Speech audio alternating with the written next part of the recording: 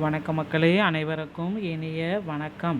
இன்றைக்கி நம்ம இந்த ஒரு வீடியோவில் இதை பற்றி பார்க்க போகிறோம் அப்படின்னு பார்த்தீங்கன்னா, டிஎன்எஸ்டிசியில் DCC the driver cum conductor.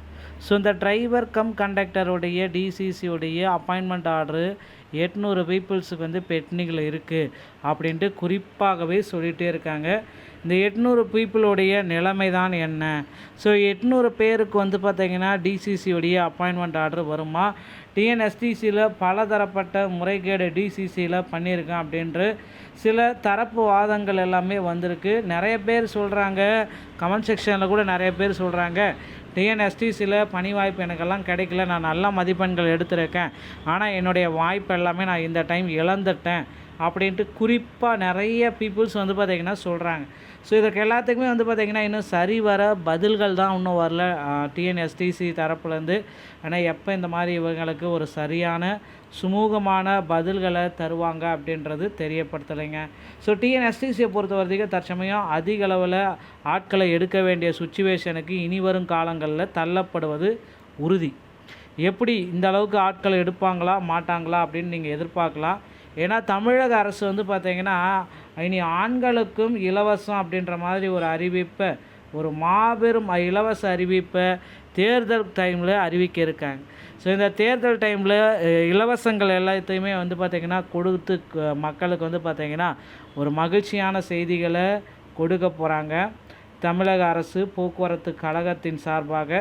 So நீங்கள் இப்போ இந்த டைமில் பார்த்திங்கன்னா போக்குவரத்து கழகத்தில் ஜாயின் செய்யக்கூடிய நபராக இருந்தால் நீங்கள் என்னென்ன விதிமுறைகளை பின்பற்றணும், இப்போ போக்குவரத்து கழகத்தில் நிலவக்கூடிய சில பல முக்கியமான விஷயங்களை பற்றி தான் இந்த ஒரு வீடியோவில் உங்களுக்கு கிளியர் கட்டாக நான் இப்போ எக்ஸ்பிளைன் பண்ண போகிறேன். அது என்ன அப்படின்னு நீங்கள் கேட்கலாம். போக்குவரத்து கழகத்தை பொறுத்த வரைக்கும் டிரைவர் கம் கண்டக்டர் பார்த்திங்கன்னா இன்னும் ப்ராப்பராகவே பார்த்திங்கன்னா அலோகேஷன் பண்ணாமல் இருக்காங்க. ஆல்ரெடி பணிக்கு போன டிரைவர் கம் கண்டக்டர் பார்த்திங்கன்னா நிறைய பேர் எனக்கு பணி பிடிக்கல அப்படின்ட்டு ரிட்டன் வந்தவங்க கூட நிறைய பேர் இருக்காங்க போக்குவரத்து கழகத்தில்.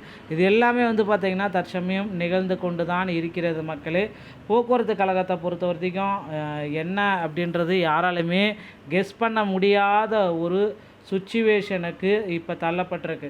ஸோ புதிய அப்டேட்டுகள் போக்குவரத்து கழகத்தில் வெளியிடுவாங்களா மாட்டாங்களா, எப்பொழுது புதிய நியமனங்கள் தொடருவாங்க அப்படின்றது கேள்விக்குறியாக இருக்குது.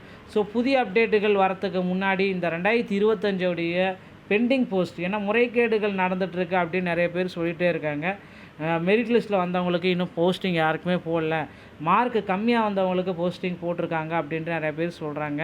எந்த அளவுக்கு உண்மை இருக்குது அப்படின்றது இன்னும் நமக்கு கிளாரிட்டியோடு தெரியல. ஸோ பொறுத்து நம்ம பார்க்கலாம். இப்படி பார்த்திங்கன்னா டிஎன்எஸ்டிசியில் புதிய அறிவிப்புகள் அனைத்துமே நமக்கு வெளியிடப்பட நிறைய வாய்ப்புகள் இருக்குது. ஸோ இப்போந்தே உங்களை நீங்களே தயார்படுத்தி கொள்ளுங்கள், ஓகேங்களா? அடுத்த கட்டம் போக்குவரத்து கழகத்தில் என்ன வேணாலும் நிகழலாம், யாருக்கு என்ன வேணாலும் நிகழலாம். புதிய அறிவிப்புகள் வரத்துக்கு ரெடியாக இருக்குது. கிட்டத்தட்ட 20,000 டிரைவர் கண்டக்டர் பார்த்திங்கன்னா இந்த ஆண்டில் புதுசாக எடுக்க போகிறது ஒரு மிகப்பெரிய ஒரு அறிவிப்பு. ஸோ போக்குவரத்து கழகத்தில் டிரைவர் கண்டக்டரை அதிக அளவில் எடுக்கிறது அப்படின்றது இதுவே முதல் தடவை. ஸோ அதுக்காக இப்போந்தே உங்களை ப்ரிப்ரேஷன்ஸ் எல்லாமே ரெடி பண்ணி வச்சுக்கோங்க மக்களே. ஸோ இது ரொம்ப ஒரு முக்கியமான காலகட்டத்தில் தற்சமயம் போக்குவரத்து துறை அமைஞ்சிருக்கு. அந்த போக்குவரத்து கழகத்தில் புதிய அப்டேட்டுகள் அனைத்துமே வர இருக்குது. 2026 அப்டேட் வந்துருச்சு அப்படின்னா நீங்கள் உங்கள் அருகாமையில் இருக்கிற ஆர்டிஓ அலுவலகத்தை அணுகி டிரைவிங் லைசன்ஸ் மற்றும் கண்டக்ட் லைசன்ஸை எடுத்து வைத்து கொள்ளுங்கள். ஸோ டிரைவிங் லைசன்ஸ் மற்றும் கண்டக்ட் லைசன்ஸ் எடுப்பது எளிது. ஸோ உங்கள் அருகாமையில் இருக்கிற ஆர்டிஓ அலுவலகத்தை அணுகி டிரைவிங் லைசன்ஸ் எடுத்துக்கலாம். கண்டக்ட் லைசன்ஸ் எடுக்கணும்னா முதலுதவி சான்றிதழ் எடுத்த பிறகு தான் உங்களால் கண்டக்ட் லைசன்ஸ் எடுக்க முடியும். இந்த ஒரு வீடியோ பதிவு உங்களுக்கு பிடிச்சிருந்தால் நீங்கள் நம்முடைய சேனலோடு இணைந்திருங்கள். மீண்டும் ஒரு நல்ல தகவலோடு நான் உங்களை சந்திக்கிறேன். நன்றி, வணக்கம், தேங்க்யூ.